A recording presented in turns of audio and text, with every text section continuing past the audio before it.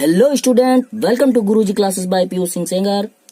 My dear student, today we will discuss another poem of 11th standard, Our Kazorna Tree. And the name of poet is Torudat. For kind your information, this poem belongs to the life of Torudat. कहने का मतलब ये है, ये कविता तोरुदत्त के बचपन से जुड़ी हुई है। इस कजोरना ट्री के नीचे तोरुदत्त ने अपना बचपन बिताया। उन्होंने किन किन चीजों का अनुभव किया, ये बात उन्होंने इस कविता के माध्यम से हमें बताई है। कजोरना ट्री यानी कि एक झाऊ का पेड़। ये पेड़ स्पेशली कहाँ पाया जाता है? ये पेड़ कैलकाटा यानी बंगाल में पाया जाता है। तो तोरुदत्त ने इस पेड़ से क्या क्या अनुभव सीखा, यानी कि जैसे जैसे ये पेड़ बड़ा होता गया और तोरुदत्त भी बड़ी होती गई, तो उन्होंने इस पेड़ से क्या अनुभव लिए, ये बात उन्होंने हमें इस कविता में बताया है। So don't waste your time, let's move on Hindi description of this poem. तो कवित्री ने लिखा है कि like a huge python, huge माने बड़े, पाइथन माने अजगर की तरीके से, winding round and round, winding लिपटी हुई है, राउंड एंड राउंड माने चारों ओर, एक बड़े अजगर की तरीके से इसकी शाखाएं राउंड एंड राउंड चारों ओर लिपटी हुई हैं। द रस्ड ट्रंक्स, इसकी जो खुरदुरी ट्रंक माने जड़े हैं, इंडेंटेड डीप विद स्केयर, जिसमें गहरे घाव इंडेंटेड उभर आए हैं। Up to its very summit, इसकी जो सबसे ऊपर वाली चोटी है, नियर द स्टार्स, वो सितारों के नजदीक पहुंचती है। ए क्रीपर क्लाइम्स, कैसे? क्रीपर माने रेंगते हुए, क्लाइम्स माने ऊपर की ओर बढ़ रही है। इन हुज इम्ब्रेसेस बाउंड, और हुज माने जो कि, इम्ब्रेसेस माने इम्प्रेस करना यानी कि गले लगाना, गले लगाए हुए हैं, और बाउंड माने बंधी चली जा रही हैं, ऊपर की ओर बढ़ती हुई। No other tree could live, कोई भी पेड़ इतने सालों तक नहीं जी सकता। बट लेकिन गैलेंटली, ये दानों की तरीके से दिखने वाला पेड़, the giant wears the scarf, the giant यानी दानवाकार, वियर्स माने पहने हुए है, स्कार्फ माने ओढ़नी, एंड फ्लावर्स आर हंग, और इसी पेड़ पर फ्लावर्स माने फूल, हंग माने लटकते हैं। इन क्रिम्सन क्लस्टर्स, क्रिम्सन गुलमोहर के क्लस्टर्स जो फूल हैं, फूलों के जैसे दिखने वाले गुलदस्ते हैं, ऑल द बग्स एमंग, वो एमंग उन्हीं के बीच में, बग्स उनकी डालियों पर हैं। Where on all day are gathered bird, और उन्हीं पर ऑल डे पूरे दिन, गैदर्ड माने इकट्ठा रहती हैं, बर्ड माने चिड़िया, एंड बी और मधुमक्खी, और उन्हीं डालियों पर चिड़िया और मधुमक्खियां इकट्ठा रहती हैं। कब तक? ऑल डे, पूरे दिन इकट्ठा रहती हैं। एंड ऑफ्ट एट नाइट, और जैसे ही रात होती है, द गार्डन ओवरफ्लो, तो ये पूरा बगीचा ओवरफ्लोज माने भर जाता है। किस चीज से भर जाता है?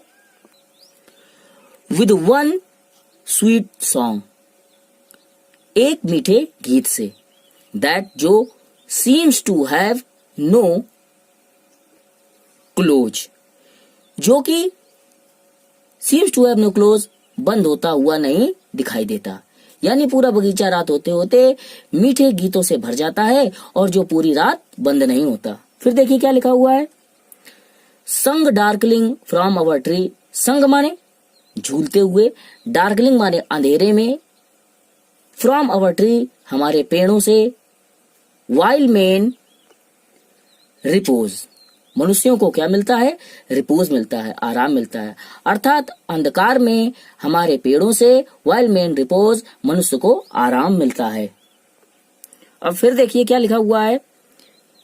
When first my casement is wide open, when माने जब, फर्स्ट माने पहले यानी प्रातःकाली, माई कैसमेंट इज वाइड, मैं अपनी कैसमेंट माने खिड़की को, वाइड माने खोलती हूँ, ओपन लिखा हुआ है, खोलती हूँ कैसे? वाइड, चौड़ा करके खोलती हूँ। थ्रोन यानी फेंकते हुए, यहाँ थ्रोन का इशारा क्या है? मैं अपनी खिड़की को जैसे ही प्रातःकाल खोलती हूँ, एट डान, तो उसी समय, भोर के समय, my eyes dilated on it's rest, my eyes मेरी आंखों को, डिलाइटेड माने आनंद मिलता है, ऑन इट रेस्ट इसे आराम करते हुए देखकर मेरी आंखों को आराम मिलता है।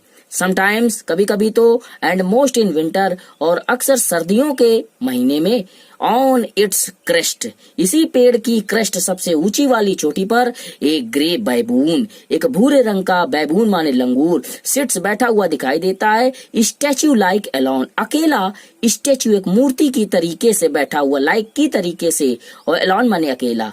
स्टैच्यू लाइक एलोन, अकेला एक मूर्ति की तरीके से बैठा हुआ दिखाई देता है, जो क्या करता है तो वॉचिंग द सनराइज, जो सूर्य की किरणों को उगते हुए वॉचिंग देखता है।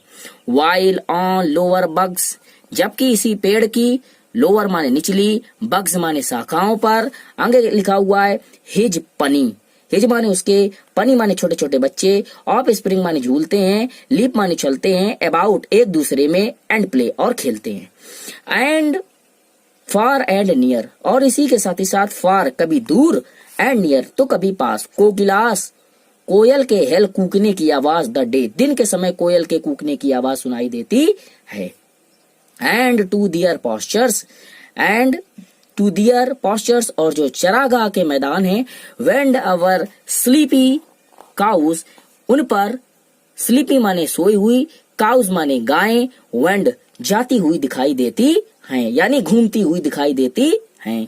फिर देखिए क्या लिखा हुआ है, एंड इन द शेडो, और इसी पेड़ की छाया में, on the broad tent cast, वे सभी ब्रॉड माने एक चौड़े, टेंट माने तंबू की तरीके से, कास्ट इकट्ठा होती हुई दिखाई देती हैं। बाय दैट हॉरी ट्री, ये जो हॉरी माने बहुत पुराना, ट्री माने पेड़ है, सो ब्यूटीफुल जो कितना सुंदर है, एंड वास्ट और विशाल है। The water lilies spring, water माने पानी की तरीके से, और लिलीज माने कुमुदनी के फूल की तरीके से, स्प्रिंग इससे पत्तियां झड़ती हैं। लाइक स्नो इन मास्ट, जो लाइक माने महसूस होते हैं, स्नो माने बर्फ के, और आगे लिखा हुआ है इन मास्ट झरने की तरीके से, यानी बर्फबारी, यानी बर्फ की तरीके से झरती हुई दिखाई देती हैं। अब फिर देखिए अगली स्टेंजा में क्या कहती है कवित्री, but not because of its magnificences, ऐसा इसलिए नहीं है बिकॉज क्योंकि ऑफ इट्स मैग्निफिकेंसेस, क्योंकि इसकी अपनी मैग्निफिकेंसेस माने सुंदरता है, इसकी अपनी सुंदरता है, इसलिए ये पेड़ मुझे अच्छा नहीं लगता, बल्कि dear is the casuarina to my soul, ये झाऊ का पेड़ मेरी आत्मा में बसा हुआ है। बीनीथ इट, इसी पेड़ के नीचे, वी हैव प्लेड, हम खेले हैं। दाउ ईयर्स, फिर लिखा हुआ है दाउ ईयर्स मैनी रोल, दाउ माने यद्यपि, ईयर्स माने साल, में रोल, यद्यपि बहुत से साल रोल बीत चुके हैं, लेकिन ओ स्वीट कंपेनियंस, ए मेरे मीठे साथी, ए मेरे प्यारे साथी, लव्ड तुमसे जो मेरा प्यार है, विद लव इंटेंस, वो दिन प्रतिदिन इंटेंस बढ़ता ही चला गया। फिर देखिए क्या लिखा हुआ, for your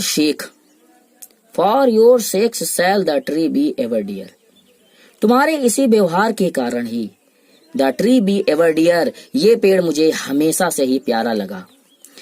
ब्लेंट with your images, मैं शोक गीत गाती हूँ, सॉरी टू से, ब्लेंट विद योर इमेजेस, मैं ब्लेंट माने मैंने मिलाकर रखी हैं, योर इमेजेस तुम्हारी यादें, इट शैल अराइज, जो हमेशा मुझे अराइज आगे बढ़ने की प्रेरणा देती हैं।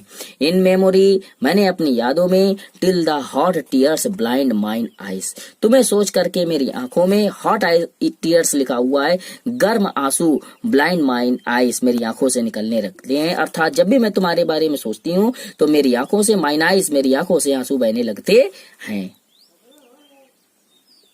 फिर देखिए लिखा है, what is that dirge like, what is that, वह क्या है जो डर्ज, जो शोक गीत की तरीके से है, मरमर माने धीरे से, दैट आई हियर जिसे मैं सुनती हूँ, लाइक द सी ब्रेकिंग, जो सी माने समुद्र के, ब्रेकिंग माने टूटने की आवाज से उत्पन्न होता है, ऑन ए शिंगल बीच, शिंगल माने अकेला और बीच माने किनारे से, शिंगल लिखा हुआ है, यानी समुद्र में उठने वाली लहरों से जो आवाज, जो ध्वनि उत्पन्न होती है, उसी ध्वनि की तरीके से बीच समुद्र के किनारे से आता हुआ महसूस देता है, यानी वही आवाज समुद्र के किनारे से आती हुई प्रतीत होती है।